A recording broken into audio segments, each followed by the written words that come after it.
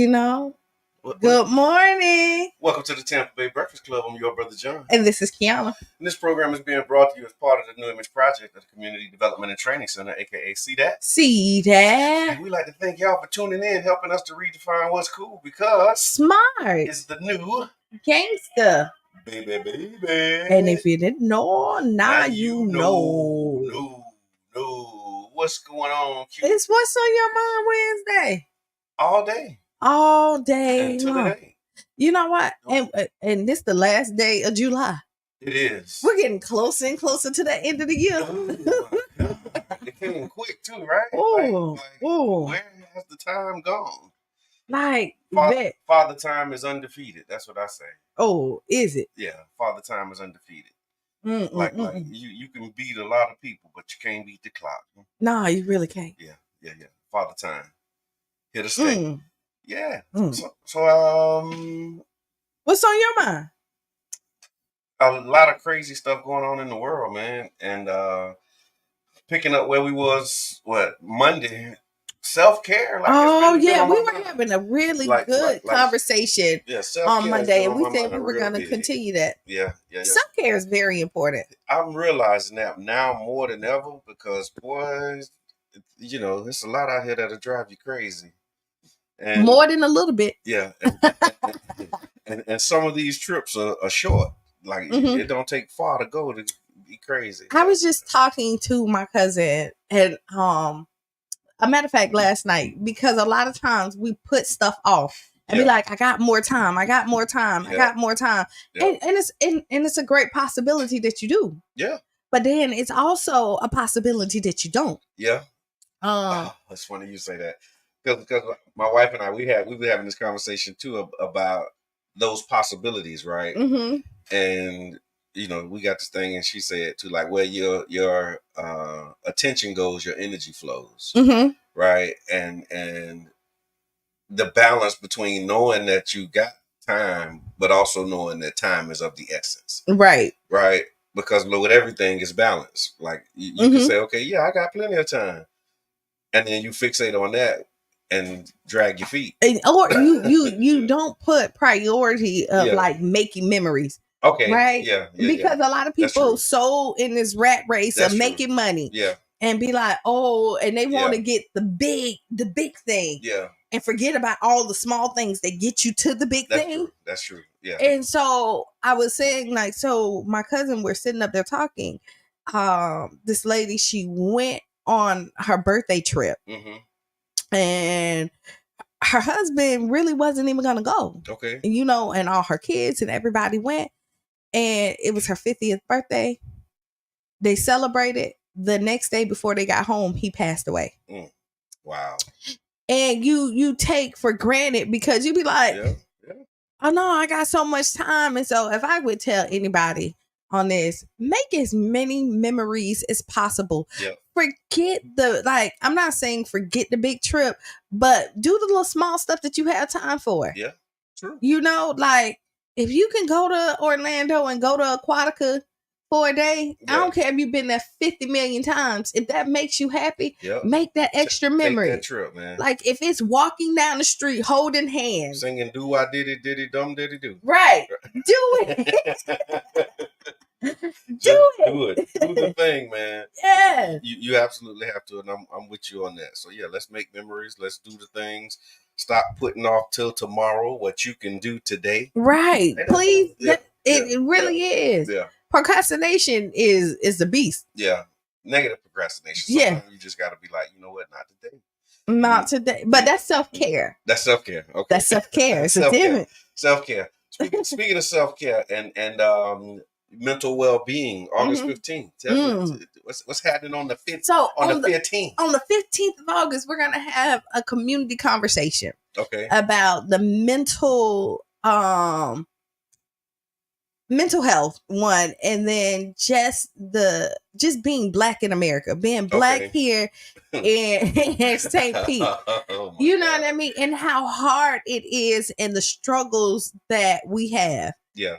And we're really trying to do our part to give our community healthy tools to figure out how to communicate properly, be able to express this, and break down those barriers or those negative trauma skills that we gotten throughout our lifetimes and telling us to suck it up, buttercup. Right. Oh, you don't need to do this. You can't do that. Like, big boys don't cry. Yeah. Right. All of that other stuff. Yeah. And it's the beginning of mini series. Okay. To help our community. I love and it. So I'm really excited about it. I'm gonna tell you, show up, bring your tissue, because it's probably gonna be heartfelt conversation in there. Okay.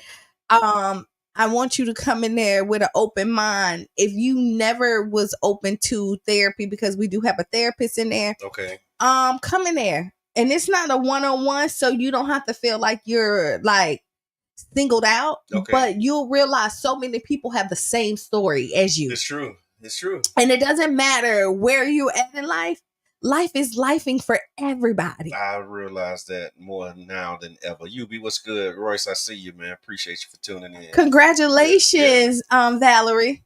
Oh. She got her certificate. Don't make me lie, but I know she's a daycare. Okay. And if you're looking for your tutoring, okay. Valery's Little Thinkers. She has Valerie's reading camp, okay. So she comes in, adults and children can learn from her. Oh, I love that. So yes. But yeah, so back to August 15th. Yeah. Yeah, come out. Like, this is for men and women. Mm-hmm. And I also believe that, if the head of the household is well, everything else can do it, because we see the effects of how our households are through our children. Right. You know what? And that leads me to something, as Mr. Edmond would say, on topic, but off topic.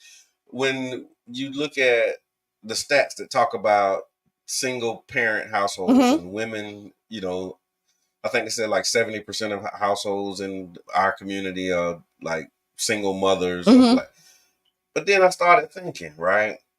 How do you determine that? Because you got a lot of stepdads, right? Or live-in, boyfriends, quote unquote, or whatever, that's like really holding it down. But they may not be included in the, how you do the paperwork. Right. You know what I'm saying? Mm-hmm. And if you basing the head of household on the paperwork and not counting, my auntie boyfriend who been with her for 30 years, but they never got married, but he been there the whole time. Right. Like, how you count that? I don't know. You know what I'm saying? Because you think about it, like, if you got 10 single friends, they saying 7 of them don't have like men in the household. That's probably true. It's true. It's really true. I'm going through my friends, like, they don't have men in the house. I mean, so the crazy part, a lot of my friends, when I hear single parent household, I'm thinking ain't no man in the house. When my single friends, are really single, and I got a lot of married friends. Okay, you know what I mean. But my single friends, they really single. They really single. Okay, yeah, not like single with somebody like. No, it'd be single. Not like single on paper. No, singling and mingling. Okay, singling and really the mingling. Yeah, because I'm just like, man, I don't know about that, because I know a lot of people that on paper they single, but they got somebody. I mean, I think at this age, everybody has somebody, even if you don't have nobody. But that doesn't mean everybody got somebody, even if you have nobody. But it doesn't mean that they're present in their children's lives either. Okay. People I'm are kind wondering about that, because people are kind of made like. It's just different now. I would say, like, it really is. When there was somebody, Uncle Earl, that was always there. Mm-hmm. Uncle Earl no longer kind of show the presence in the household as much. It's kind of like Uncle Earl. You don't even know who Uncle Earl is. Yeah, Uncle Earl in the shadows now. But Uncle Earl used to be at all the cookouts, at all of the things. You knew who Uncle Earl was. He took you, but they wasn't married. They, that's a really good topic. Yeah. Like to think about that. Like I'm really like, Yeah, like are you like our single parent households really single parent households? But you know what? I was listening to this to somebody about the stats and how children emotionally is developed, and typically if the mother is not emotionally stable, the children will not be. Yeah. And that's across the board. Yeah. And that doesn't mean if it's a single household or a 2-parent household. If the mother, because they can't nurture like they need to when they're mentally not capable to handle that. I can't remember. It's a scripture about something like that about the mother, but I can't think of it, and I don't want to mess it up. But I remember hearing something about like the impact of not having a stable mother in the household on the family is huge. The family is so important. Everybody play their role, right? Yeah. Uh-oh. But see, Qiana, you believe in gender roles? I totally believe in gender roles. Listen, I'm not one of the women that feel like I'm just not. Okay. And for the ones that is, kudos to you. Yeah. Right. Woohoo! I'm with you. You could do whatever you want in your household because I believe the two people in the house define it. Yeah. So if it works for you, go ahead. Right. It don't work for me. Gender roles work for you. Yeah. You work for me. Every time I get in the car and I have to pump my gas, I'm upset. Yeah. No, I don't want to do it. Yeah. I don't want to do it. I hear that. You know what I mean? I don't want to take out my garbage. Okay. There's things that I just don't want to do. Yeah. So that have been assigned a gender role. So right, and that's knowing your roles and however you show up, and knowing the roles in your household makes it easier to function. Yeah, absolutely. Because sometimes people be trying to do the same role. Yeah, then now you got a conflict. Right. Yeah. No. Yeah. You got a whole problem in the household. So you're listening to the Tampa Bay Breakfast Club. It's What's on Your Mind Wednesday, y'all. And we just talking about what's on our mind. And self-care and so self-care, family dynamics, all those things matter, and they're on our mind. I don't know if y'all noticed, but starting, I think it was Monday, Florida's 14-day back-to-school tax holiday is in full effect too. And so the tax holiday will allow shoppers to save on various items. Tax holiday is running now and through August 11th. So if you need to get school clothes, now's the time to get them, because they said clothes, shoes, and book bags costing $100 or less, you don't pay taxes on them. No taxes on school supplies that cost $50 or less. Learning aids costing $30 or less. Personal computers costing $1,500 or less. They went up. Yeah. $1,500 or less. You can actually not pay taxes. That's significant, y'all. Yeah. And then the holiday, this holiday is part of a broader tax package that is expected to save shoppers $97.2 million. I went to Old Navy yesterday. Okay. I bought like 5 pair of sandals. Okay. A flip-flop. Tax free? And a shirt. I walked out of there $35. Oh man. I felt like I was winning. For the 35, right? Yeah. Hit him with it one more time. For the 35. Also, y'all, families asking for help to locate a missing woman. Yes. I don't know if y'all saw this yesterday, but the St. Pete Police Department, the sister of a missing woman, Kelly Fisher, she was out and she spoke to media asking for information that would help locate her. Detectives have been actively searching for 42-year-old Kelly Fisher, who was last seen 2 weeks ago on July 16th. She left her home in the 1700 block of Prescott Street South in her aunt's car and never returned. Yesterday, her sister, Latifah Jackson, was available to speak to the media. Just a little bit of background. She was last seen leaving her aunt's house on July 16th. The aunt reported her missing on July 17th. Officers discovered her vehicle on July 18th, but there was no sign of Kelly.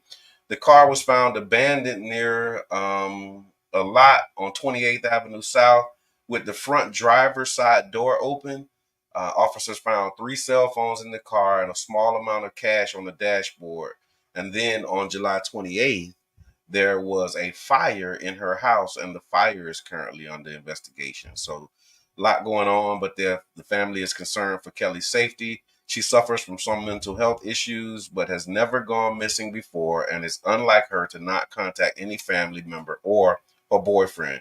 She's described as 5'8", weighing approximately 200 pounds. She has brown eyes and shoulder-length hair. If you know anything, call police or dial 911 if you see it. Crazy. Prayers out to the family. I know that has to be scary. Oh man, yeah. Hopefully, praying for her safety. Yes. Her safe return back home. Yeah, absolutely. Man. So and I think it's important too that we highlight that and put the APB out, because we talk about how Black women go missing and you don't hear anything about it, or very little about it. You know what I mean? And so we have a few that are missing here, but we definitely want to highlight Kelly, because her parent, her family did the press conference things yesterday.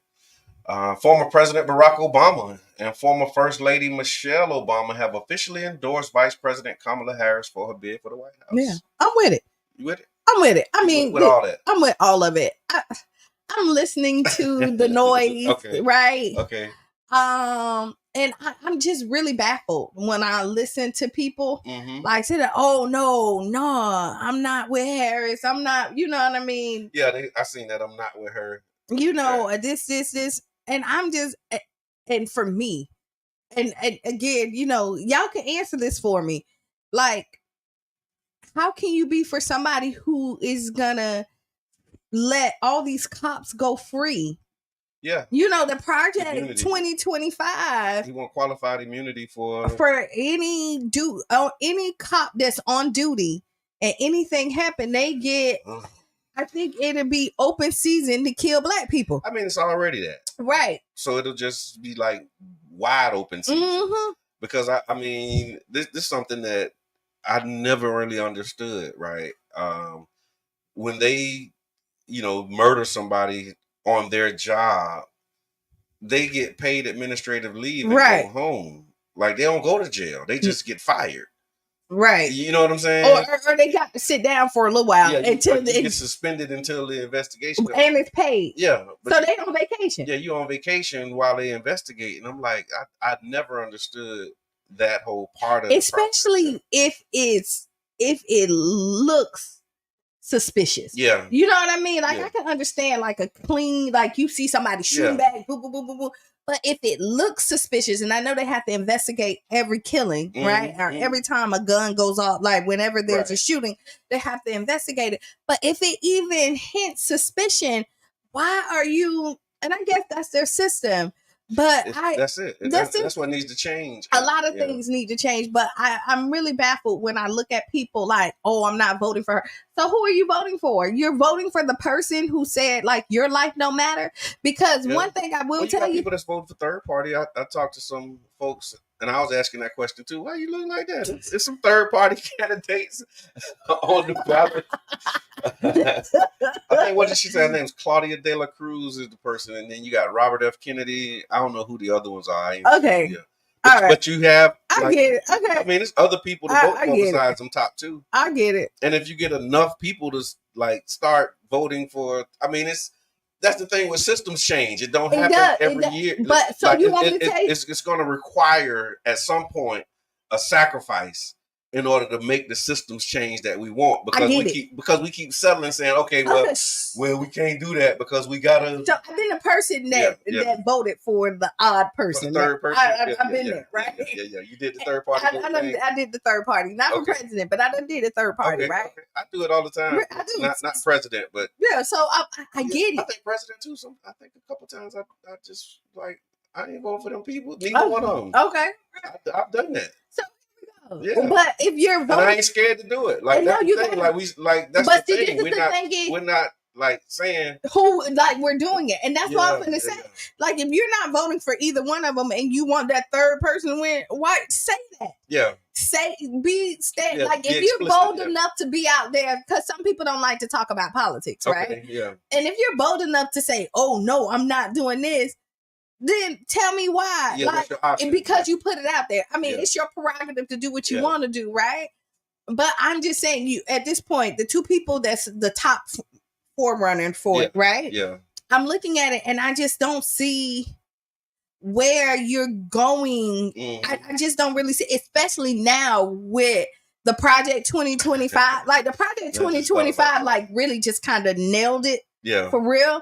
But then I hear the same people like, oh, she has the same Obama administration. Like they like really want to hate on Obama. And then they be like, Obama ain't help us. But you know what he didn't do? Hurt us.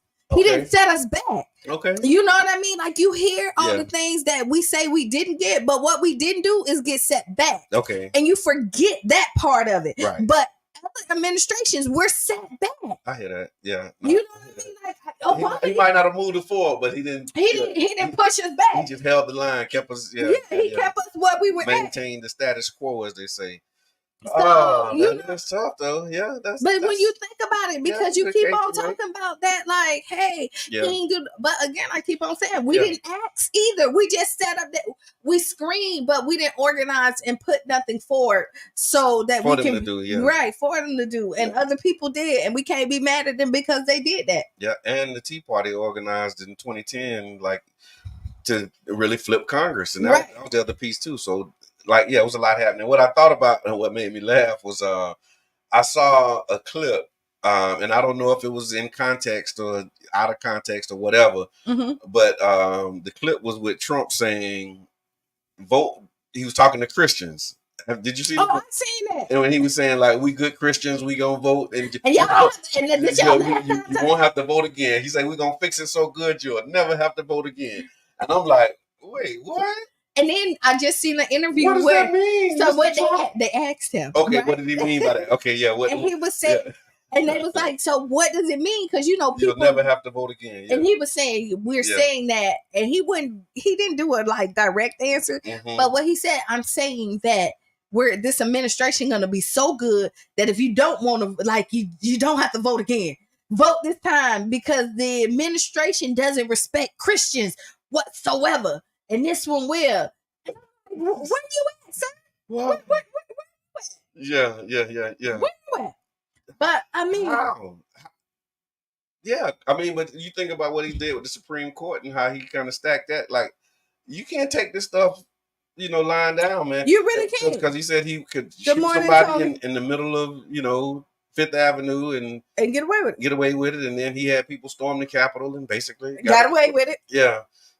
Took all the paperwork home, put it in the house. Got away with it. Yeah. And then we got the Uhura 3 who don't have nobody else paperwork but theirs. Yeah. And then when they go to his house, they knock on the door and walked on in. They go to their house to take their stuff with guns, knocking. You know what I mean? So you see the difference. And again, when I'm looking at this for Black folks, I mean, and see, and this is when you're deprived. Yeah. Right? Yeah. Because they felt like there was so much money that went out. I was going to ask you, what did you, let me just ask it now that you said it. What do you say to the people who like, I'm voting for Trump because we're going to get some more money. We're going to get some stimulus money. Y'all going to say this? That's what they've been saying. I've been hearing people saying they voting for Trump because they're going to get stimulus money. You ain't. Yeah, they need some more stimulus. Go wait for it. Yeah. But what you is gonna get is a lot of obituaries. Why? Obituaries, really? A lot of, because again, he gets in office. The police officers are immune. Okay. For they get immunity. No. I'm just saying they get immunity. Yeah. We're gonna see a lot of more singing and flower bringing. Right. We really are. Yeah. Wow. Because it's going to be open season. If you don't have no consequences for your actions, imagine what you will do then when you could. So we see it now. Right. And just imagine all the stuff that we don't see in here. And then I see, we're so critical when it comes to us. Yeah. Just like Black businesses. I can have an attitude today, but you can go to McDonald's and they can mess up your whole order, but you still go to McDonald's the next day. Yeah. Without an issue. Yeah. Without an issue. But with us, you get one chance. Yeah.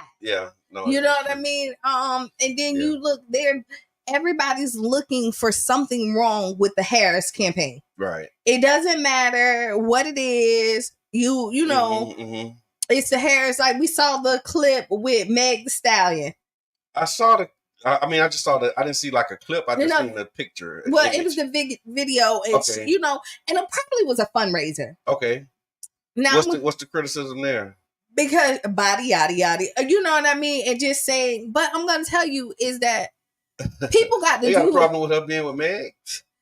People got a problem with everything. Did Trump walk out the mini man? Yes. I see him walk. With 50 Cent. He came out the mini. Wish death upon me. He was rocking with him too. Right. And I'm just saying, he had a long runway. I'm like, oh my God. With his big old band-aid. For the culture. Oh man. And this is the thing is, they playing in our face. Yeah, they are. You know what I mean? They're really playing in our face. They really are. In my mind. And you know, if Meg people will come out to see, they do a concert and Meg can get people registered to vote, then she did her job. I don't care what song she's singing, what out there. She is a influencer. She's a celebrity. And if people like her music and they can get registered to vote because they want to see Meg, then that's a win. And then she can't control what everybody else does. You can just hope that the whole country come together and do what they need to do. I hear that loud and clear. So that leads me to the continuing the conversation. Right here on the Tampa Bay Breakfast Club on 99 Jams, y'all. This is community radio, so we hit 99.1 FM. If you'd like to support the radio station, you can go to 99jamstheberg.com, hit that donate button, and show your love. So we was talking on Monday about the first black. So I'll just I want to go back to that conversation. So throughout history, being the first black in any significant role has been a monumental achievement, breaking barriers and paving the way for future generations. From the first black Supreme Court Justice, Thurgood Marshall, to the first black president, Barack Obama, these milestones have been celebrated as symbols of progress and change. But in 2024, as we face potentially the historic election of Kamala Harris as the first black female, first female and first black female president, we have to ask ourselves, do these first still hold the same weight and significance, or has the meaning evolved with time and progress? So do we still need to be celebrating? So in 2024, do you think that society has moved past the need to highlight first blacks? Why or why not? When you ask, I think they should. Yeah. But I just think it depends on where you're at in life. Yeah. And then what's important to you. Okay. It may not. You know what I mean? I get it. You know where you are in life and what's important to you. Yeah. You know, but it's got to be significant regardless. If it's not important to you, it may be important to your children. And I think the conversation, and when we talked about it, I thought about it after the show. I remember when Jesse Jackson was running. I remember being a little boy. I think I probably was maybe 7 or 8 years old when Jesse Jackson was running. And they were saying that he could, if he was elected, he could be the first black president. I remember that as being something significant, and it kind of raised my attention. Wait, okay, black people, so a black man could actually be president. But then you hear all of it, and we'll never have, you hear all of the rumbling. So but it did get my attention. But he did it. You know what I mean? Yeah. He ran. Yeah. And even though there was doubters, there was still some type of inspiration that you got. That he had enough courage to step out there and do it. Right. And then what I like about Kamala is that, the world wasn't ready, for when Hillary, they wasn't ready for a woman. They didn't like Hillary. Yeah, they didn't like Hillary. I don't think it was a gender thing. It was a her thing. Yeah, it was a her thing because they didn't like Hillary. Yeah. But you see, people are really geared up for Kamala. And that's why I'm saying, just in general, right? Not just Kamala, because Kamala is kind of bringing this conversation to light, but just in general, right? With first blacks, because I another part of this conversation that hit me last night was I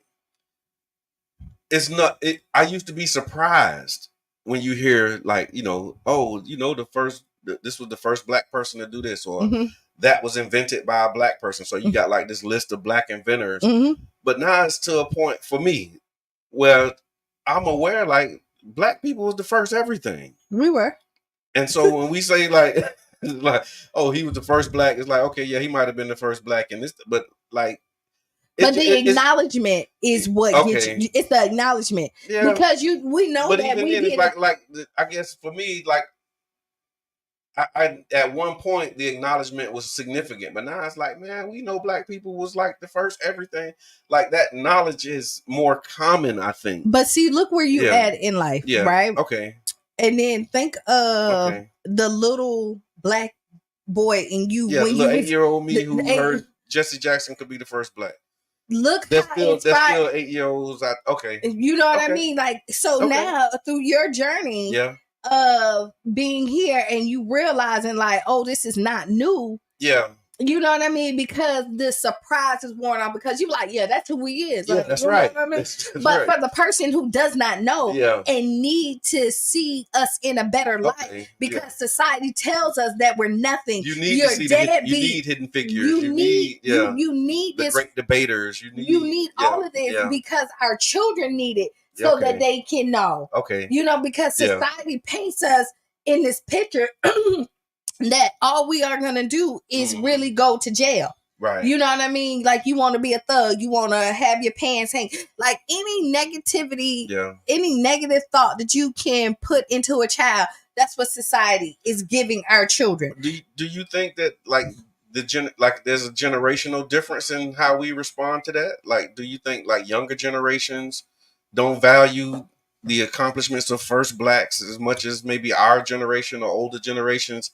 Like, because I think I see it coming back. Okay. You know what I mean? I think it was a wave where it wasn't as significant. Okay. To some. Okay. I'm going to say it's always had a significance to, it's like segments. I hear that. Yeah. You know what I mean? Because I hear my niece sit and talk, and she's going to first grade about all this stuff. You know what I mean? And for her to spit out that. And it's she's so black, right. It's still very significant to her. Okay, gotcha. So I think, I mean, you can see what we pour into our children and what's important at that time to us, and we'll see it reflect in our children. Right. When we shy away from it, our children do too. And with that, like, how do you think the media the representation of the media influences the way we see the accomplishments of first blacks? I think what happened is that with media, it's so broad now.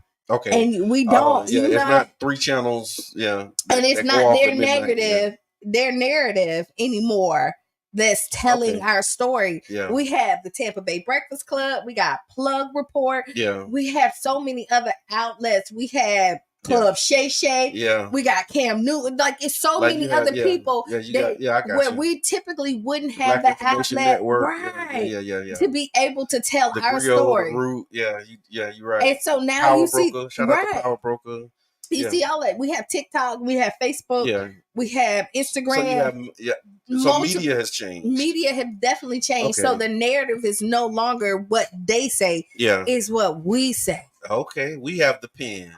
And we also have a caller. It's What's on Your Mind Wednesday. Caller, we're talking about first blacks and the significance of being the first black in any area.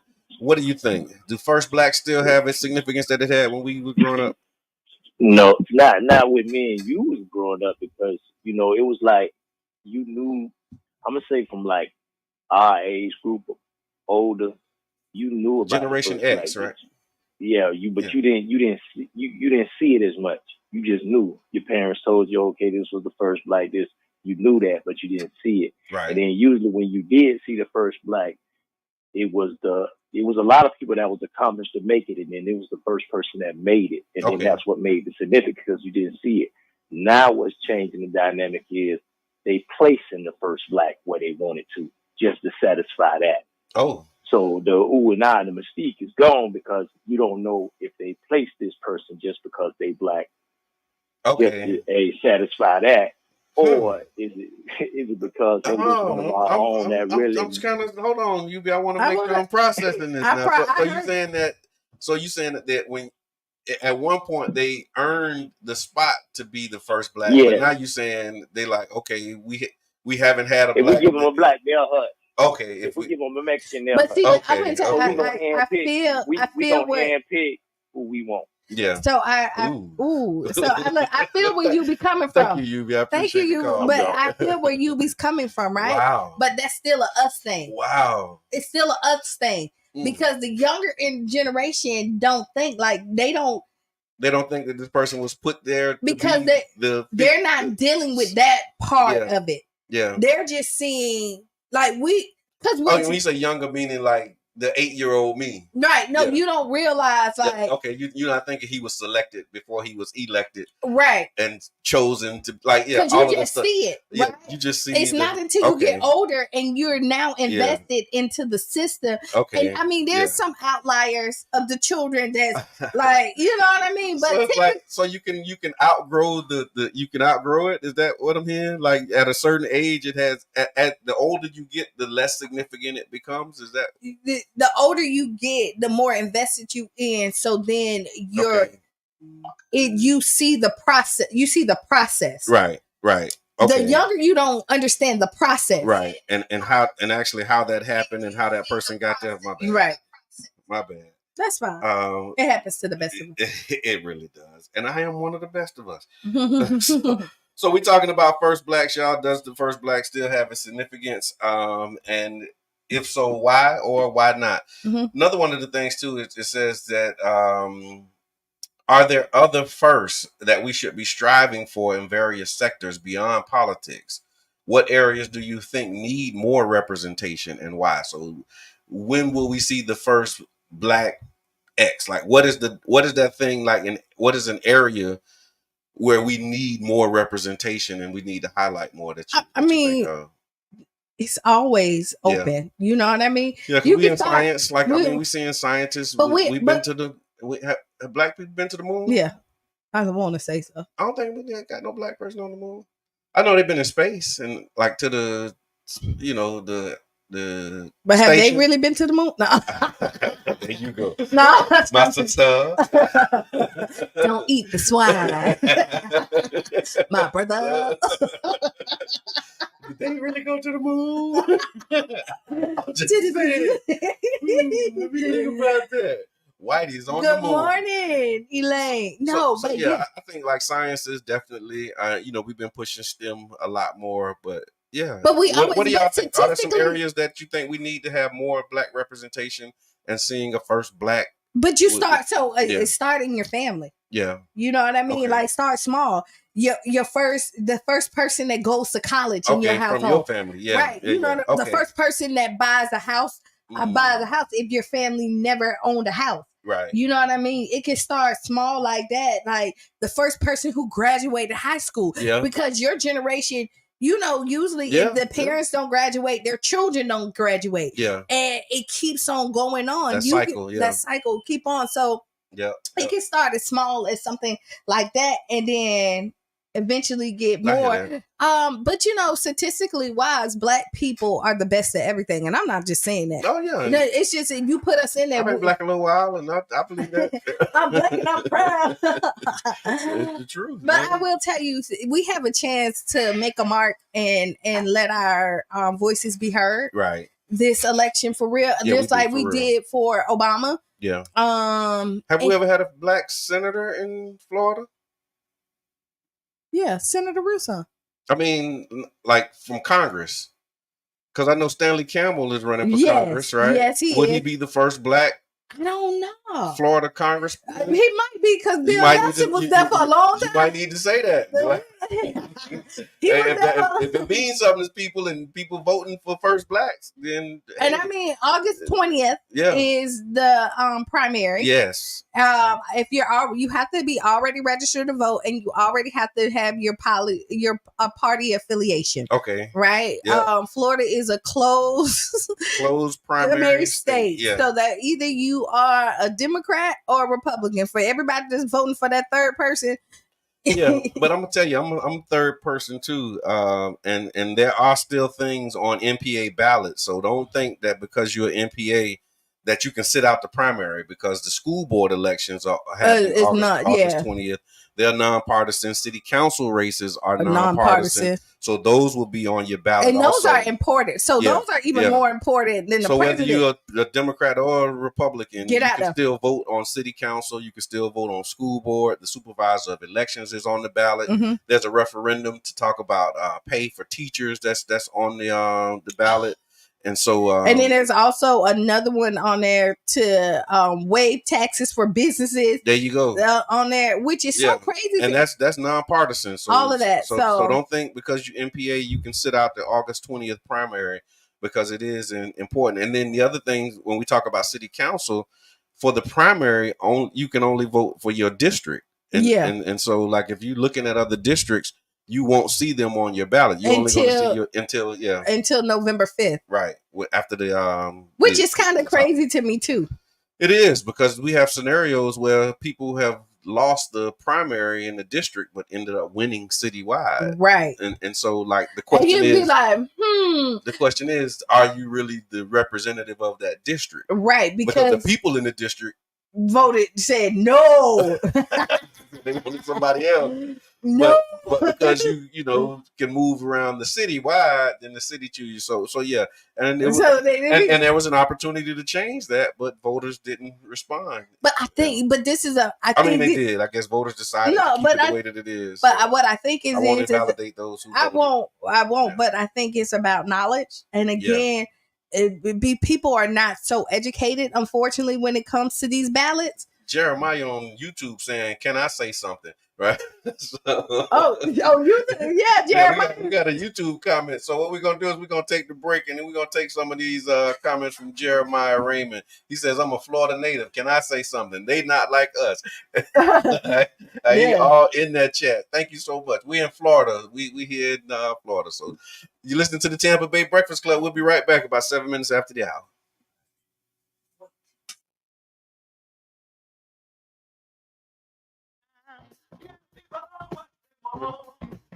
Attention voters, stay informed about the 2024 election schedule. Primary election day is August 20th. Make sure you're registered by July 22nd. Early voting runs from August 10th to the 18th, with hours from Monday to Friday, 8 a.m. to 6 p.m., and weekends from 8 a.m. to 5 p.m. Mark your calendars for the general election on November 5th. Don't forget to register by October 7th. Your vote matters. Stay informed, get registered, and be heard. For more information, visit www.votepinellas.com.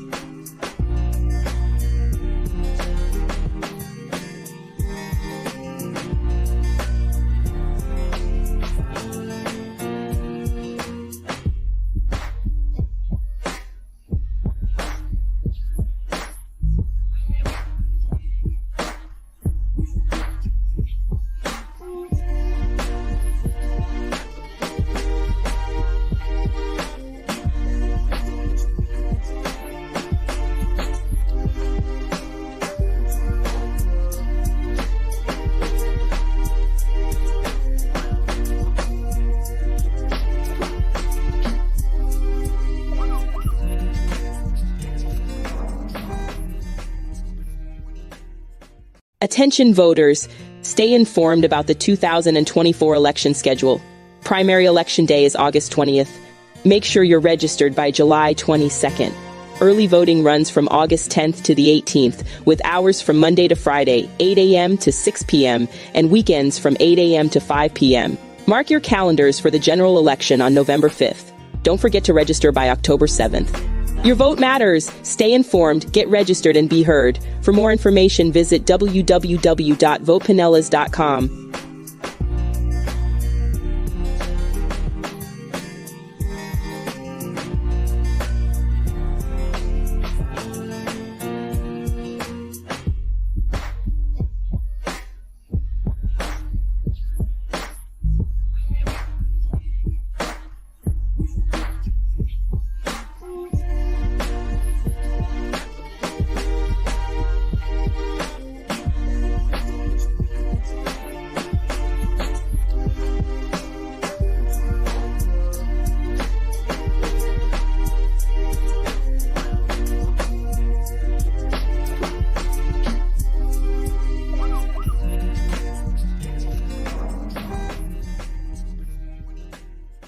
Attention voters, stay informed about the 2024 election schedule.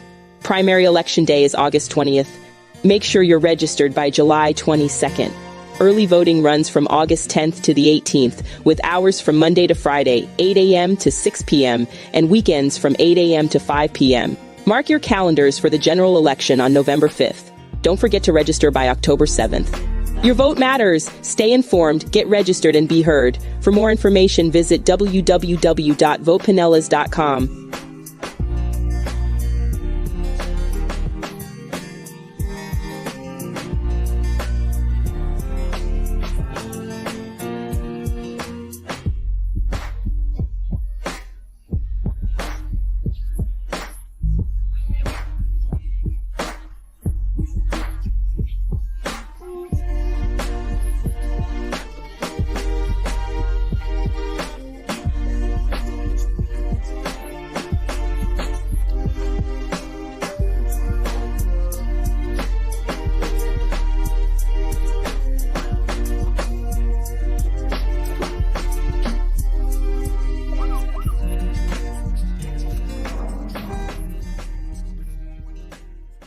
Attention voters, stay informed about the 2024 election schedule. Primary election day is August 20th. Make sure you're registered by July 22nd. Early voting runs from August 10th to the 18th, with hours from Monday to Friday, 8 a.m. to 6 p.m., and weekends from 8 a.m. to 5 p.m. Mark your calendars for the general election on November 5th. Don't forget to register by October 7th. Your vote matters. Stay informed, get registered, and be heard. For more information, visit www.votepinellas.com.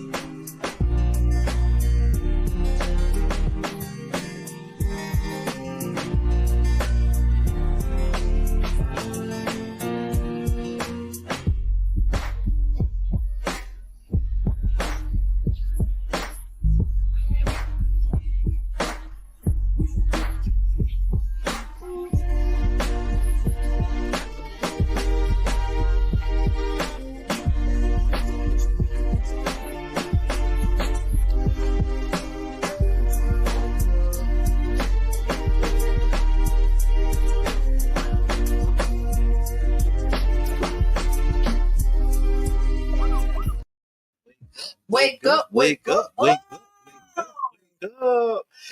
And just like that, we are back. Yeah. We bike. Welcome back to the Tampa Bay Breakfast Club. I'm your brother, John. This is Qiana. And this program is being brought to you as part of the New Image Project of the Community Development and Training Center, a.k.a. See That? See That? We like to thank y'all for tuning in, helping us to redefine what's cool, because smart is the new gangster.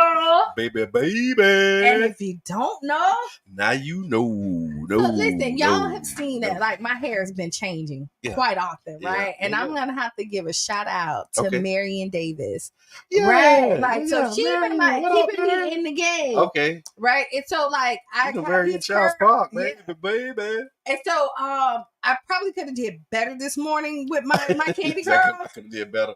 I could have, but like, this is like, honestly, like 4 days old. Okay. Right? Natural and that's hair. all you. Yeah. That's all me. Yeah. Natural hair.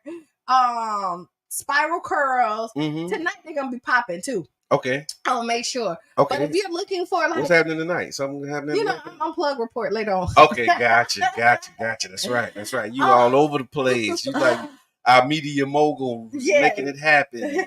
Shout out to the plug report every Wednesday. What time on Wednesday? 9:30. 9:30. Look, and you sit that slow. 9:30. So yeah, you listening to the Tampa Bay Breakfast Club, y'all, on 99.1 FM as a community-owned public media resource. Mm-hmm. WUJM relies on the support of listeners like you to keep the shows that you love on the air, the doors open and the lights on, to continue to put out quality programming in the Tampa Bay area. So please consider making a donation today or becoming a show sponsor. You can go to 99jamsthebird.com, click that donate button. But they also can support us another way, can't they, Qiana? Stars. How you do them stars? So let me tell you what stars. So if you've never received stars before, Facebook give you your first 200 for free. Since you heard it from us, you should give them to us, right? Why not? You're listening, so clearly you enjoy it, right? So then, and even if you don't enjoy it, send us to us anyway, right? And tell us why you don't. Yes. We accept it all, right? Constructive criticism is how you grow. Believe that. then you can buy them if you've already got them for free. Okay. Now, guess how much they are? How much? 1 penny. You can buy something for a penny? For a penny. You can't get nothing else for a penny. I don't care where you at. Nothing in this world is for a penny. But you can buy some stars. Not even your thoughts. But nickel for the thought. Yes. But and then like every great deal, the more you buy, the cheaper they are. Yes, they are. So less than a penny. They're less than a penny. You can get something for less than a penny. Yeah. So come on in. So yeah, give up the stars, send the stars. We appreciate it.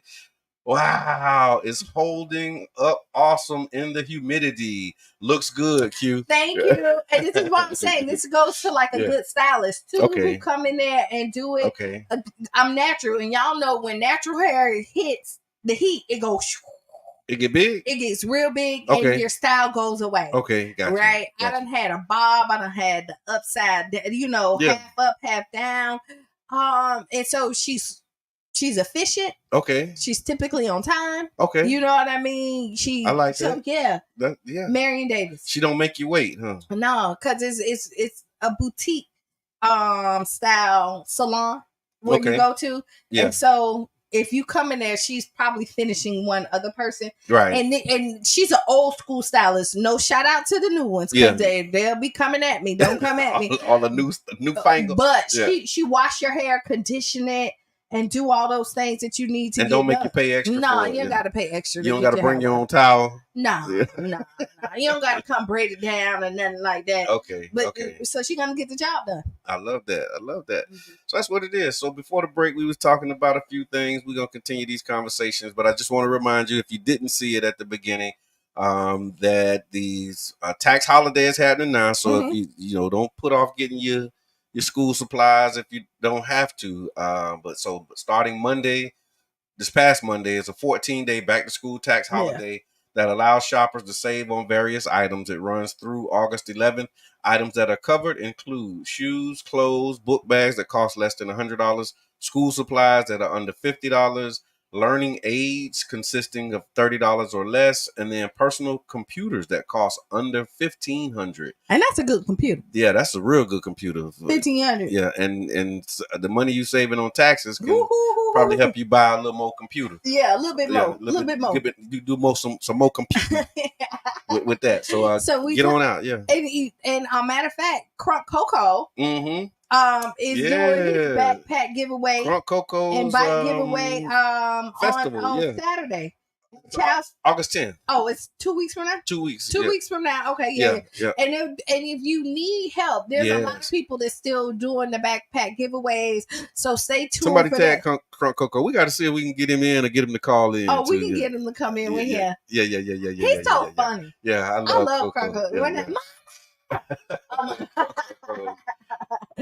I wish I had that energy all the time. I've never seen him not have that energy. I've seen him try to contain it and control, like try to sit still. And I ain't never seen him try to sit still. I seen him try to sit still. Really? Yeah, but he can't. Boom. It don't take much. Yeah. I love you, Coco. And I love what he's doing. I think this might be second annual. I think we did it together last year, and so like no, this may be the third. Okay. This may be the third. Yeah. I think they might have did it twice in a year. Yeah, they did the bike giveaway for Christmas. I think so I think this might be second with back to school, but he also did bikes. He was giving away bicycles and all of that stuff for the holidays. Yeah. But with this back to school giveaway, like I'm really excited. We got more resources. Mo's on board. Aaron McFarley, Never Late Foundation. Shout out to them. Also Women Talk here on 99 Jams on Mondays. Y'all check her out. But yeah, it's just an amazing team. My wife, Bad and Bougie Social Club is also part of it. Yeah. So yeah, it's like this community collaboration. We talk about what we don't do, but there's a lot of stuff we get done. That we do.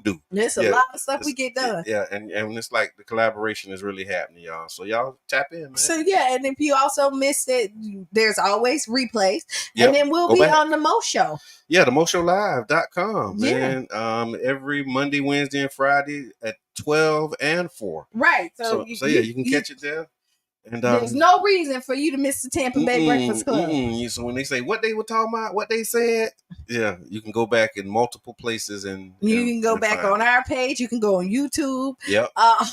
Yep. We got some. We're out here. Yeah, we got some platforms and some spots, and then of course behind the camera we got Aura Production Company making magic happen for us, man. They're keeping us right, keeping them angles right, keeping us sounding good. Bing bing.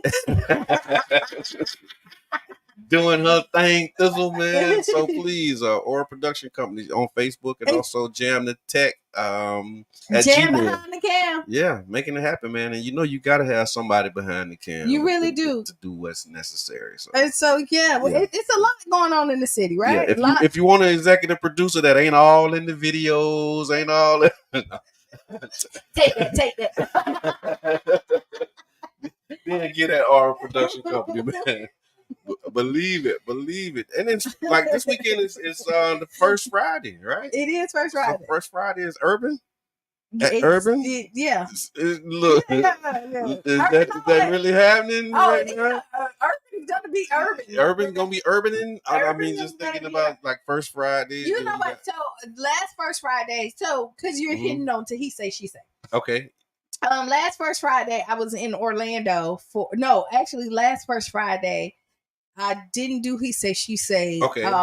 It was my son's birthday. Okay. Gotcha. So it was his fourth, and then this first Friday, I've been kind of busy, kind of figuring out Cheyenne's schedule on this tour. Yeah. And so it's Vegas this weekend, and I was really going to Vegas. I'm kind of teetering on it still. Okay. So So stay tuned. But the urban airs will be there.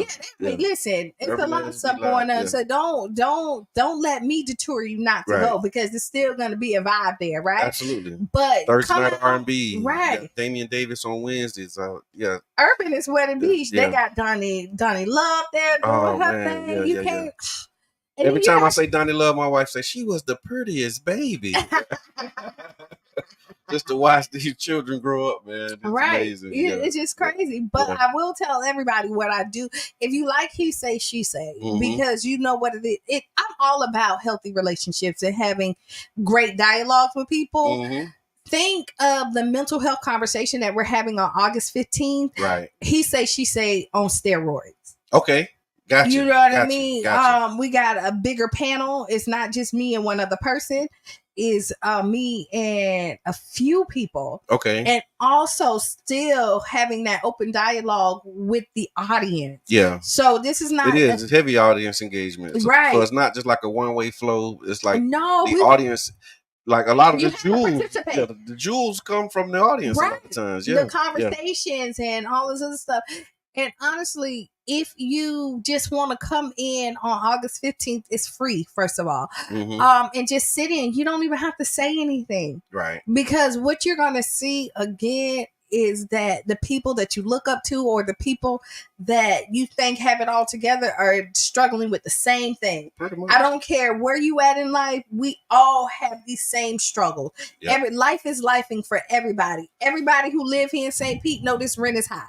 Nobody can afford it. You see people are moving in with their families. And then that's also causing a depression because our society say that this is where you're supposed to be in life. Okay. And the fact that you are back in your parents' house don't mean that you're not, not working. Well, I got you know what I mean? Because you see it when you be like, oh, me and my wife here, we supposed to have our own house. Yeah. And then the setback is you can't afford it. That doesn't make you less of an adult, because you can't. It's just the market. Yeah. It's the market. You can't afford it. Yeah, that's market rate factors, man. And it's nothing, and so what I would tell anybody is that if you have a family where you can make it work, do it. Find your peace and do it. Don't be out here just struggling just to struggle, just to prove a point, and then you pride. That pride have you struggling, boy. Right. When you can go in, save some money, and then maybe step back out later on. That's true. If your parents got a big house and its rooms just being empty, you can help them because not even if they No, I'm laughing because I'm a parent with a big house and I'm thinking like, y'all do your best to figure it out first. But of course, if they had to, but you know. But if you can figure it out, figure it out. But if you can't figure it out and you absolutely need a place, then but this is humble yourself. Come on back. Do what you need to do to put yourself in a better situation. Because even if your house is paid for, as your parents are close to it, right? What you'll see is that their taxes are higher. Yep. You know what I mean? And so if you that's getting a lot of people too, like taxes and insurance, because buying a house and then after they recalculate your taxes, they recalculate your mortgage payment, and the way these taxes and insurance is recalculating is calculating you right out your house. Yes, exactly. It's like a rent increase almost. It's calculating you out your house. Yeah. And so you can't do it. And so, so now people who bought, a couple years ago may have to sell just because they can't keep up. Not even a few years ago, people who've had their houses for 20 years. Yeah. At this point, it was like, I can't afford it. And just think, because of the 20 years from now, you're almost. You got more time behind you than you got in front of you. And then to think that the house that you just knew that you was gonna have forever, you now have to move out. So families figure it out together. Yeah, that's true. We've been talking about this for like 4 years. Yeah, and it's time. So it's good stuff, man. You listen to the Tampa Bay Breakfast Club, and it's What's on Your Mind Wednesday. Please feel free to share what's on your mind. We're talking about community events, things that's going on in the community. Fusion 49th Street, their district, the district meeting is on Monday at 6 also. And for this month's meeting, they have the candidates for District 7 that will be coming in. Okay. And they're having conversations with them. It's like a meet and greet with the candidates to talk about. So I'm going to tell you, District 7 is popping. It is. Listen, everybody, listen. It really is. Brother John, you did an awesome job. Thank you very much. Thank you. We still got 4 months to go trying to run through the tape. And so they got some big shoes. Yeah, we're trying to raise the bar. So let's think. So I don't want to. So I know we have Dan. We have Blinkgate. Yep. We have Corey. Yep. We have Akile. Yep. Treva Davis. Yep. And what? Feel like I'm missing somebody. Your cousin. Donald Bourne. Crazy. Oh man. Yeah. So yeah. It's 6 people. We need one more person to make it 7 to 7. To make it 7 to 7, right? But after August 20th, it'll just be the top 2. So you can make your decision now if you live in the district, and then after the primary, whoever the top 2 coming out of the primary are, they'll be on your ballot if you're not in District 7, and you'll be able to vote. And the same applies to like all of the districts. Because I think District 3 has about 6 candidates in that one. You don't see District 5 on your ballot right now because it was only 2, so they'll be in November. Right. District 1, there was only 1 qualified candidate, so Copley Gertis, the incumbent, he got his seat automatically because nobody challenged him. So 1, 3, 5, and 7 are the city council seats that'll be on the ballot. You also got your Pinellas County Commission elections and races. Good morning, Ms. Teresa. And so y'all make sure that y'all pay attention to, county commission and the races that they have. And the way that it works here too is that 1 year we vote on even, 1 year we vote on odd. Yep. So we're on the odds. Yep. The 1, 3, 5, and 7. So there you go. Next year will be the even. And school board, man. Yeah. Like really pay attention to these school board elections, because I don't know if y'all know, but there was like a all out campaign, by the right to take over school boards. And they've been doing it successfully in other places. And they've been trying to do it here for a long time too. And so make sure that you're paying attention to the school board races, these state races, because a lot of the stuff that you complain about that you want to see changed locally is preempted by state. So that's another one of the things that we did. Like I talked about it. Good morning, Dad. A while back was like when we talking about rent too damn high. We just had that, town hall. We were just talking about it. We had the town hall, but a lot of the protections that we put in place to protect renters, we had to repeal it because the state of Florida preempted us and said that we, as local municipalities, cannot govern landlord-tenant relationships. Right. And so there's very few things that we can do in the state of Florida as a city to, hold landlords accountable unless there's a contract. Like if you got a contract with them and they getting land from the city, then you can put stuff in your contract to hold them accountable. But just broadly saying, hey, we want to ensure that every tenant has XYZ. They're saying you can't do that. And I'm all about like landlords making money. They should. Yeah. They really, really should. Yeah. But I have a problem with it when like you gouging. Yeah. And you're not really holding your responsibility. And then you don't even want to take care of the house. So or take care of the apartment or wherever the duplex. Altamar. Have you heard about what's happening at Altamar? No, what's happening? They said it's like 40 units out there with no AC. I can believe it. Like no. Have you seen it? I have not. Right there. Yeah. The garbage overflowing. You pull up and you know what it looks like, babies. Oh my God. It looks is that like bad? Wow. Like you pull up in there, the gate is broke. You know what I mean? Yeah, they're saying it's like 40 units with no AC. And in Florida, you're not legally bound or required to have and you should. AC. Yeah. You should. But that's what I'm saying. Pay attention to your state elections because like whoever your representative and our representative is, like we need some champions to say, hey man, times have changed and we need AC to be legally required. I don't think I can live like Yeah. Yeah. without the do. Yeah. just the thought alone. The thought alone. And you know what we got here tomorrow? The Voice of the People. Yes, King Jab. King Jab, the Voice of the People. And he been doing his thing. And have you seen his new promotion? His new him and Professor Donnie. Yeah, they out there. The intellectual gangster, man. Yeah, they really doing their thing. So I gotta ask Qiana here. We going straight. Okay, go ahead. I mean, yeah, because it's probably gonna take a little while. Oh, it's that kind of. I mean, this is not, but it is, and it's on topic. So okay, go ahead. And it's kind of broad. So it says, Qiana, election season brings out the worst in people. It does. With divisive rhetoric, and personal attacks becoming commonplace. What strategies can communities implement to avoid the ugliness that typically manifests during this time? And how can we foster a more positive and constructive environment, not only in the community, but in our family dialogues around politics? How do we do that?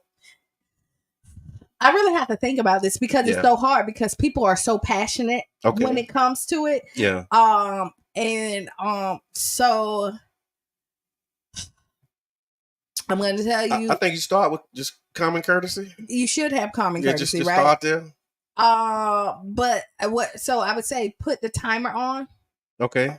When you're in there, like this is something that you could do at your house. Put the timer on and be like, okay, don't interrupt. Okay. And, so you got to really have ground rules. You have to have ground rules and going in this because you want to be heard. But a lot of times when people are passionate about something, they listen just the rebuttal. Okay. So to get that point, you know what? I'll tell you this. I'm sorry. I didn't realize how passionate my baby girl was about this election until we started talking about it. Mm-hmm. Like I didn't know. I mean, did it make you proud? It did.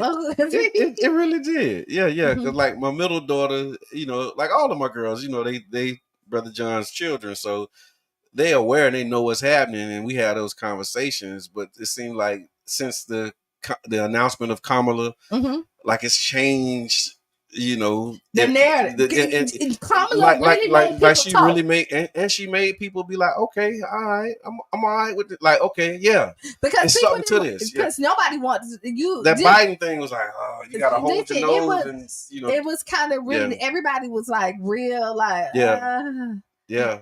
Oh, like we gotta. It was like pulling, like you gotta do it. Like. It was like you pushing him through in the wheelchair. Like I gotta get it, but I go for you. I do it for y'all. But now with her, like the announcement, like I remember my wife was like, "I vote for her," and I'm like, "Okay, all right." It revived everybody. And then having conversation, but like my baby girl, I didn't realize how passionate she was about you know, these issues and the way she was articulating. I did have that proud pops moment, like, wow, okay, that's me though. yeah. That's all me there. Like they really paying attention, and they really have, you know, coherent thoughts about it that's based on facts and not just, you know, hyperbole and what they saw on social media. But they were able to really make a case, and you know, when we was like debating it, and you know, I'm devil's advocate and all that kind of stuff. And see, but like, and I think we're strategists, right? Yeah. Like we strategize because see, we look at it, and I realize is that like I be like, I hope y'all don't think I'm coming off negative, because the scaling me or the position that I play, I look at all sides, right? And so I'm looking at the pros. That's and how cons, you get the full picture, right? And so when I'm talking to some people, like, you know, they all on the pros, and I have to give you some of the cons too. And then have you thought about what? What about? But then I'm in the middle telling you, like, how can we sway this con into a pro? True. You know, and you know what? I'm happy you saying that, because I think a lot of people don't have an appreciation for that, because they want you to be like one way and like this is what it is. And but it's like, I can see this and I can see that, and the things that I can't see, I just can't see. Show me, you know, make a case. But getting loud don't make you right. Or they getting upset and be like, I don't want to talk about it. But these are realities. Yeah, turning up the volume don't make it more true. You yelling don't make you, you know, more right. You know what I mean? So I like these. But again, how do you promote and have like this respectful dialogue? You have to. And honestly, so what I do typically, because I know that I'm going to kind of give you a little bit more than you're probably looking for. So don't come to me if you ain't trying to get the whole plate, you right? Get it all. Right? And I don't necessarily say I'm right about it. This is just my thought process. And you'll see it change because when Kamala, as you get more information, right? So when Kamala first came, when they first did it, I was like, ooh, and I was thinking, and I'm like, it's a possibility, but there was like all this stuff that was mounting to get. But then when I saw the momentum, I was like, you know, and this is how it can change. Like something can always sway you one way or the other, and it can be in a second. Yeah, because we see that's true, and I think thank y'all for the stars. We see it. Appreciate y'all, man. Really, we really do.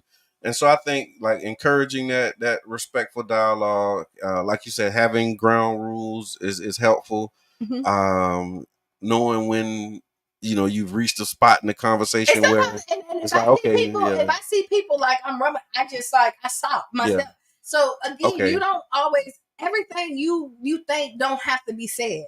Right. Say that again for the people in the back. Everything that you think does not have to be said. No, you don't have to. Somebody. You know, you could say because some people you can't really sway when they're made up. But is that the goal? Is the goal to sway them? The goal is to provoke thought. Okay. For me, you know what I mean? Like when we talked about the Obama administration, and this is where I went in, and somebody else, I had this conversation, and me and Janice, and we was talking about it, and she's the one who really kind of brought it in. What he didn't do is set us back. Okay. You know what I mean? Which is a perspective. But we don't see that. But nobody it's not a common. That's not. You keep on saying what we didn't get, but what we didn't do is lose ground. Right. And a lot of times we lose ground. So then you just have to learn how to articulate to the people, right? Because the when you're talking to somebody, you want them to understand where you're coming from. Of course. And so I may not be the messenger. That's where the frustration in conversations come because you feel like you're not being understood. Right. So, I mean, honestly, when you look at the dialogue with it, go in there with the open mind. Everybody typically won't, but the person who's more open, I say you speak last. The calmer of the two. Okay. Of the people, let them go first. Yeah, just let them go. Let them have it. Right. Yeah. And then you could say your facts and feel, you know, boom, boom, boom, boom, boom. That takes some doing, though. It does. It's a maturity level. That you have to have. And if you see that it's good getting heated and somewhere you don't want to go, let's take a break. Yeah. Let's pause. No, I hear that. I hear that. And then just thinking about, you know, you mentioned it like ground rules, but one of the things that we talk about is like having boundaries for political discussions.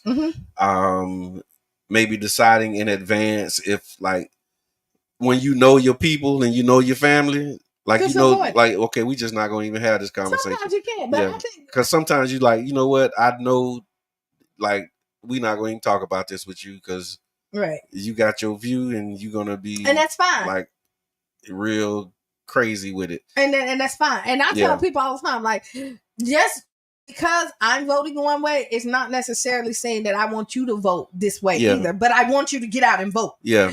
Because I truly believe in democracy. And that's kind of rare though, because most people who vote, they want you to vote how they vote because they want their person to win. I do, but but more than I want my person to win, I believe in the system. Yeah. And I believe that the voices of the people should be heard. So the goal for you is engagement, however you decide to vote. However you decide. Yeah. Get out there and because you got groups that's like, you know, vote or die, and they want you to vote the way that they vote. And I remember hearing that blue no matter who thing, and I never really agreed with that because I'm like, just because they blue don't mean that they're gonna be a good, you know, representative for us. No. And so like like I said, it's balance with all of this stuff. You know what I'm saying? And if you're engaged and informed, like it's a heavy responsibility, but somebody has to do it. Somebody has to do it because I get passionate and I can see myself. I go out on my spiel,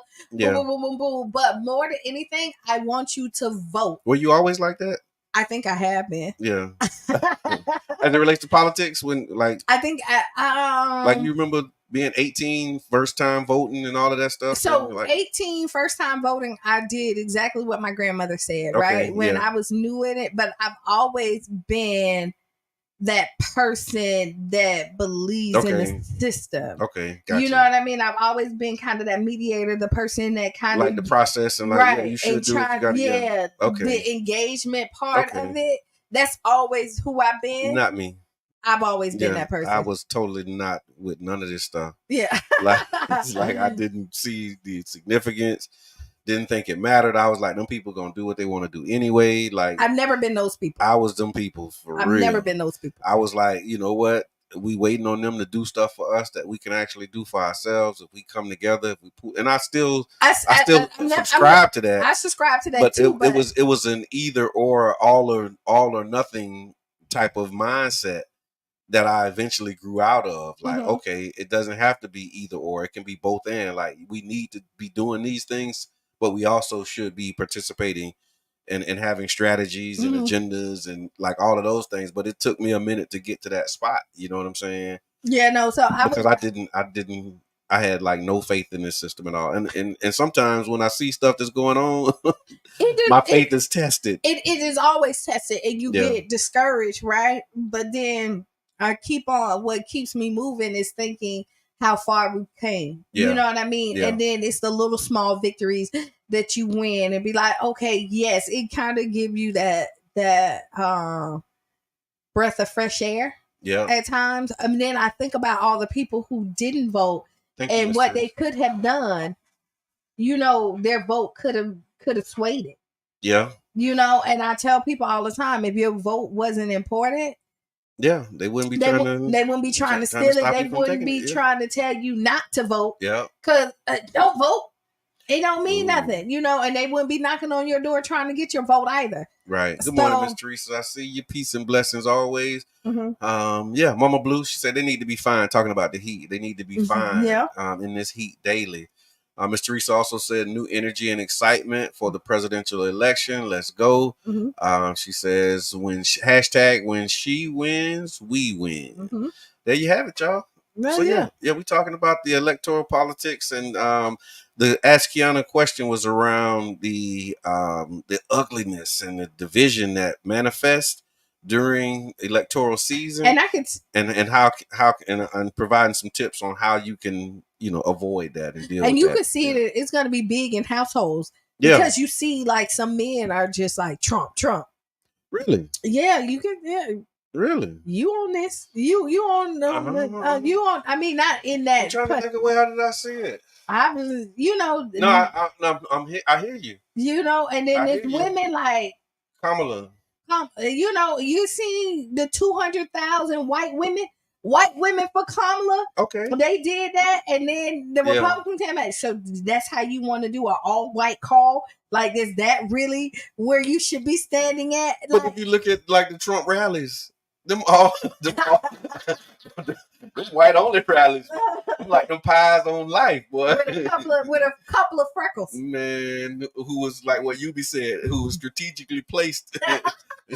No, but it's people. There's a lot of black people that are like the black for Trump and all that stuff. Yeah, they gotta use 50 for Trump. You know what I mean? Okay, there's a lot of Dang. Yeah, it's a lot of people. Black jobs, huh? Yeah, I mean, the black jobs. And honestly, listen, if what he stands for line up with how you believe, go for it. Okay, right?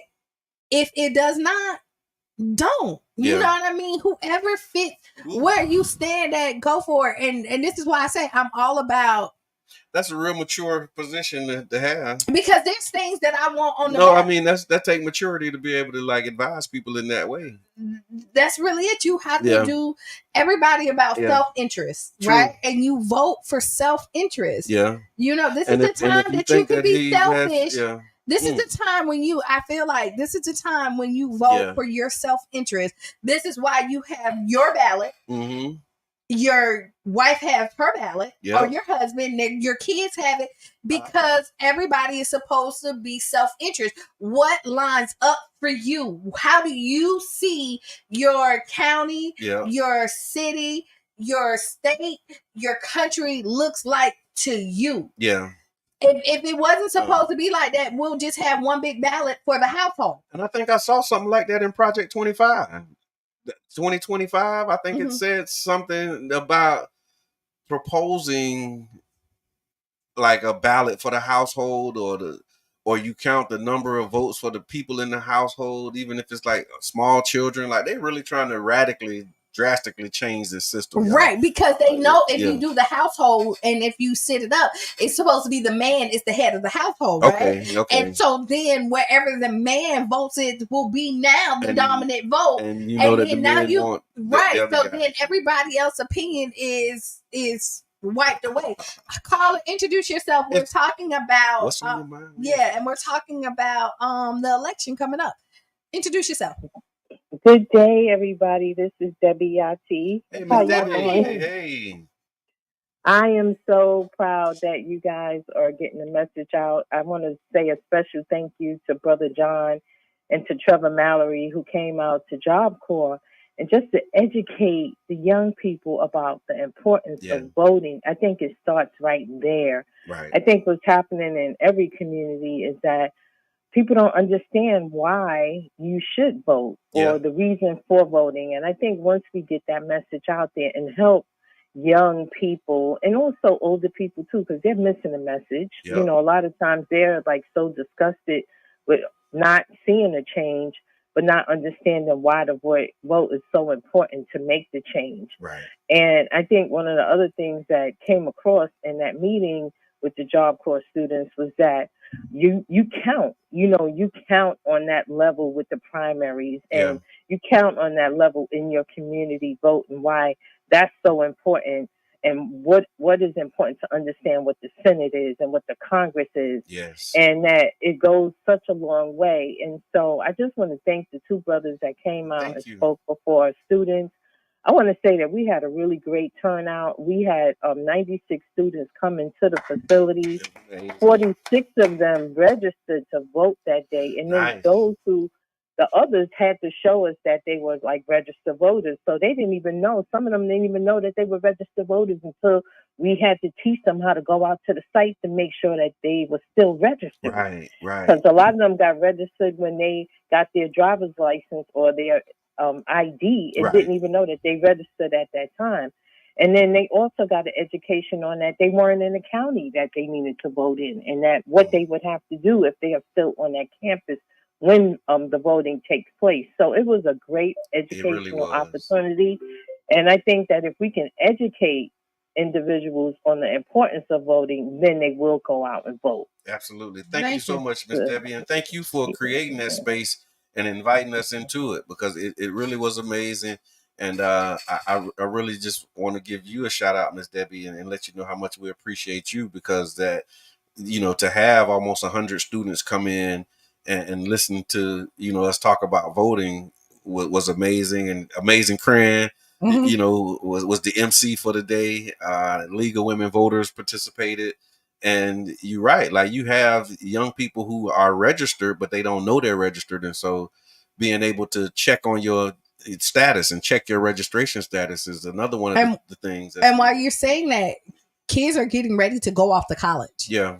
Right? Yeah. And if you're here, you're registered for here. Yeah. You will not be back for the election. Make sure you get your mail-in ballot. Yeah. So that you can mail your ballot in so that your vote does count. Absolutely. Okay. Yeah. And I mean, I think that's another part of it too. Miss Debbie mentioned, just some of the things that have to happen in order to inspire people to vote. I think another one of the strategies that has been used is to make it difficult to vote. And so, like, you might want to vote, but like, I ain't trying to do all of that. And like, it made it difficult for you to vote, even for returning citizens. Yeah. They did the scare tactic where they sent you people. Have to really want to do it. Right. You know what I'm saying? And we got to show you, like, here's a path for you to do it, because it's easy for people to check out of the process and make excuses, but we can't make excuses in progress at the same time. We really can't. But when people threaten your freedom. Yeah. For it, then you be like, that's a whole nother. I'm not going to risk going to jail. But I can't tell you. Yes, you need to, right? Even though I want to tell you, but I don't have to do the time. I don't have to. I don't have to do any of that. So I'm not going to do the time.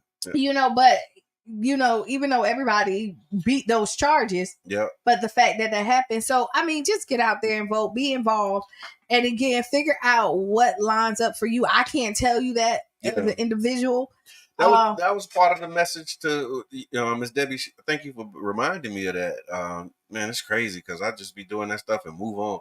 But a part of the message to the youth, and the young people was to really have them be clear on, like, what you stand for. Right. Like, that's another important piece of voting, and really having, like, a clear view of what your values are. You know what I'm saying? And, like, where are you and what's important to you? Because if you don't know what's important to you, then you're going to just listen to grandma. You're going to just listen to the news, or you're going to sit it out. But understanding, like, this is something that's important to me, and here's how me voting is going to move that forward or not.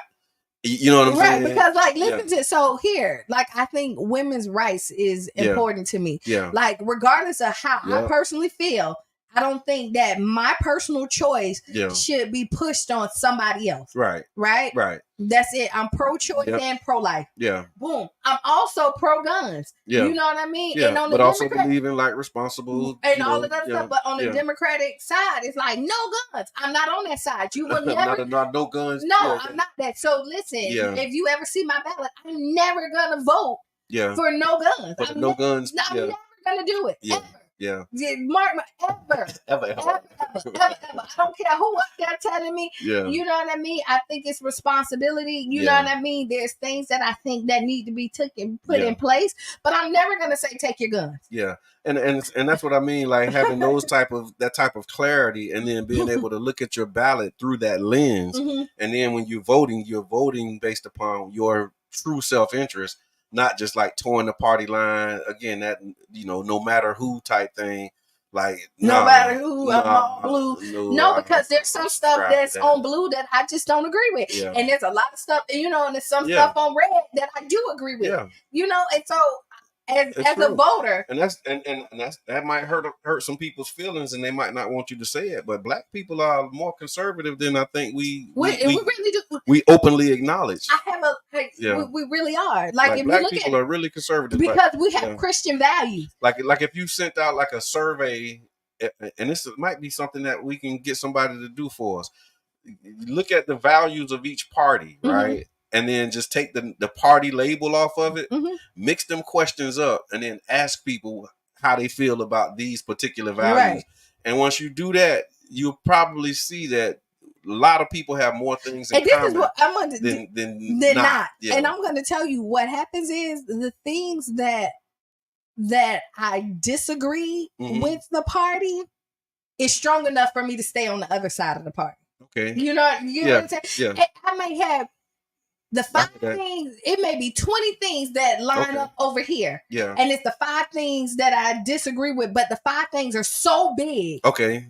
That it keeps me on this side. I got Even you. Though there's more on this side I hear that I agree with. But the impact and the impact of those 5 things. The big rocks. That's right. They outweigh the 20 that I may agree with. I hear that. And that's how oh man, we gotta really like do this thing, because that was a part of the conversation with them, is like showing them, number one, understanding your values, being clear on what, your positions are on these.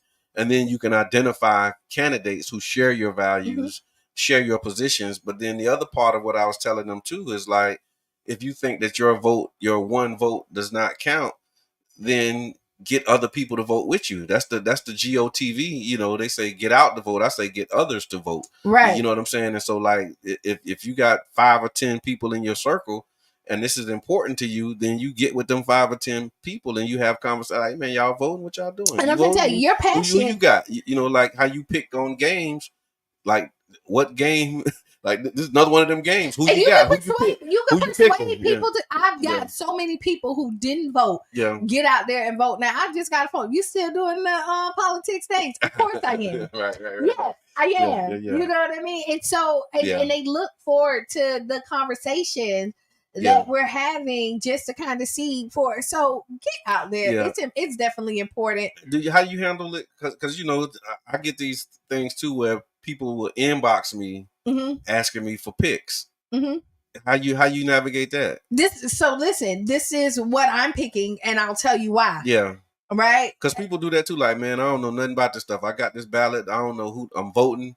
I get that all the time. Who to vote for. And then some people be like, can you come go through the ballot with me? Yeah. And I have no problem with it. And then there's some like and truth be told, sometimes I haven't reached that part of it too. And I be like, wait, I can't advise you on this. Let me figure out and let me do a little bit more research. Let me talk to some other people. Let's do what we need to do to make sure that we're getting because I personally at that point haven't gotten to that ballot because this is going to be a big ballot. Yeah. And there's things that I agree with and like I said, I stand once I make the decision, I kind of stand on it. Yeah, but I've seen you change though. Yeah. Miss Teresa, know your personal values and do your own research about the candidates and issues before you vote. That is a level of responsibility that we absolutely have to accept. Ernisa Barnwell, most politicians ain't nothing but sex hounds. They are showing you this by who they put up. People like Megan Thee Stallion and Sexy Red. Hold on. Let me say this. Okay, because we just talked about this before she got on. Hold on. And honestly, let me say this. It's not about sex hounds, and we have to get out. So this is so judgmental. When you look at, because somebody who like Meg Thee Stallion and Sexy Red now are educated about something that they probably never was educated about before. And now we have new voters that's coming in. You got to reach people where they at. We can't be up on this pedestal and say, hey, we too good to go down there to the people who don't understand that. Right. But if Sexy Red can get you into a conversation that you would never have, then she has done her job. That so much. We sit up here and tell everybody what it looks like. Yeah. And that's not necessarily true. Listen, hold on. So hold on. It just hit me. So we complain that they're listening to these artists and doing what these artists are telling them to do. But then when somebody says, okay, they listen to artists, hey, artists, tell them to go vote. The artists go tell them to go vote. They say, why y'all listening to the artists? Why y'all holding up these artists? So it's like, come on. It's just like you got a problem with the message of the artist. And then when somebody gives an artist another message, we still got a problem with we got a problem with the messenger. Why you listening to Meg Thee Stallion about voting? Well, you listen to Meg Thee Stallion about everything else. And we know they listen to Meg Thee Stallion about everything else. And then we're mad about them listening to Meg Thee Stallion about that. But now that she's giving a pop, and then you be like, well, listen, it'd be like, you need to be telling them to do more stuff. You need to be promoting all of this other stuff. And then when they start doing it, oh, yeah, that shouldn't be the person that's telling it. Well, that's the person who they listening to. So, yes, thank you. It is the person that needs to tell it. We got to get out our own head, telling people what it looks like to bring people in. Yeah, because I mean that's one of the mantras of the nation. Like they say, you can come as you are, but you can't stay like that. Right. That's the difference. Like anybody can come, but the way you come, you can't stay that way because there is no growth. Yeah. You know what I'm saying? So you want to come as you are. Mm-hmm. But as you come and you participate, you're going to grow. You're not going to stay the same. But that entry point looks different for different people. And if your entry point was hearing Meg Thee Stallion and seeing her with Kamala, God bless you. Hopefully you'll get in and be inspired to go further and participate more. Well, if Sexy Red was your entry point, then God bless you. Right. You know what I'm saying? Because it's a lot of things that we can learn. And something else I heard Minister Farrakhan said, he said, one rap song can reach more people than 1,000 of my speeches. And so like your preacher or your elected official or whoever you whoever you think is the person that needs to be saying it, people are not listening to them because they don't want like to hear you are. It's kind of like making the child eat the vegetable. Yeah. Yeah. But then if you put the dessert on the table and they come in, and this is how I do promotions. I give people what they want and then give them what they need in that thing. Right. Like you gotta get the people there. Yeah, that's right. You know what I mean? You gotta give them what they want so that you can give them what they need. Yeah. Hold on. Wait, there's more. Nobody wants to be a Black American until it's election time. Not even Hindu Indians with a white Jewish husband and no kids, born and reared on primary school in something else. And I don't know where you at with that one. Sex hound Trump was on trial for sex crimes. Okay, I get it. No, I see what you're saying. I get where you're going with that. But that's the thing. Like when you paint with those broad brushes, it makes everybody in that particular stroke bad. And I don't subscribe to that. I don't subscribe to that either. Yeah. Because at this point, Teresa says she agreed. That comment is ignorant in my humble opinion. and we all welcome to have ours. That's what we do here at the Tampa Bay Breakfast Club. Look, no matter where you stand on it, where you are in this process, man, take action. Go out, go vote. Don't sit it out. Do your research. Right. And vote. And listen, vote how you want to vote. Because it's about yourself. Just get out there and vote. Yeah. But don't make a statement. I'm just saying, like, when you make this broad statement about who should be representing. And you know what? I'd say this too. As I know we got a little bit of time left. It's statements like that keep good people from becoming politicians. Because it's like, if it's like, oh, well, all politicians are sex hounds. Or all politicians are bad, or all politicians are corrupt, and all politicians are bought out. And you telling your son, hey, man, when you grow up, you should be a politician. Well, this is it's like a mixed message. Like who wants to grow up to be the thing or the person that nobody trusts? Right. Who wants to grow up and be the person that nobody will support or everybody thinks is, like I said, like nobody's signing up for that job because we bashed them and beat them over the head saying they corrupt, they crooked, they sex hounds, they this, they that. And then now you telling me that that's what I ought to be when I grow up. No, I'm good on that. People like Meg Thee Stallion are ushering in useful idiots. I don't know what that means. Me neither. That doesn't. Useful idiots. I hear that. You hear that? No, I hear it because I've seen it. Like I've seen people who. That's what we're saying is do your research. Like, don't just follow the trend. Don't just jump on the bandwagon because now you just you can be you can be used in a way that may not be in your own self-interest. Let me tell you, So it has a place, but it has a place, but I'm okay. But I'm still okay with that. Yeah, get in. Yeah. Because again, I was one of those useless idiots at one point because my grandma told me what to vote, and I did exactly what she said. I didn't educate, but what it did is make sure that the interest was sparked. Yeah. Right. You got to start somewhere. Because after you vote, then you're more inclined to watch and see who won. Right. And then after you see who won, then you start watching and see what they did. Right. Like, okay, wait, yeah, that person won. And then I look at what they did. You realize, like, wait, hey, maybe Sharonda. Like, maybe this wasn't the right way to go, but next time I know this is what I'm gonna do. Yeah. Because again, I became a more informed voter. Right. You know what I mean? And so you gotta start somewhere. Like we want to get them to the door. Yeah. You know what I mean? And walking through. Now, how you get them there? If somebody like Meg don't persuade them, somebody like Trump will. Oh. Either way, you know what I mean? It's gonna be a persuasion either way because those people still are not gonna do their research. Mm-hmm. You know what I mean? They're gonna go ahead and they're gonna go one way or the other. And I'd rather them to go the way that I feel like is best for the country. Yeah.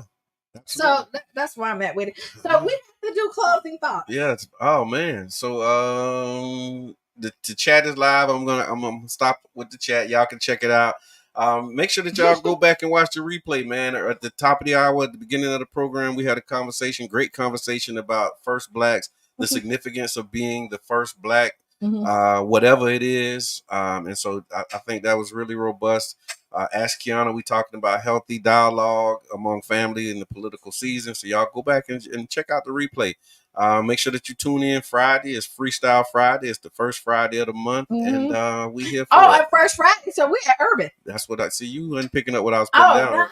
We're at Urban on First Friday. So there you have it. Come through, y'all. Support community businesses. She went, it just hit you. Totally blanked out. You were like, oh no. And then you did that. But yeah. At any rate, thank y'all for tuning in this morning.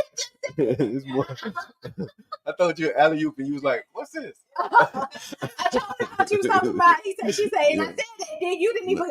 But anyway, because we talked because then like I got commitment issues right that I'm dealing with right. So we would have had to have that whole conversation with real time. And I wasn't ready to have that. But listen, be the change you want to be. And see, stay tuned for Sister Hughes. Do your research. And shout out around the house. Do your research. Yeah. I hope I see everybody out on August 15th for this great conversation that we're having. Yes, and this has been the Tampa Bay Breakfast Club. I am Qiana. And I'm your brother John. And we are out.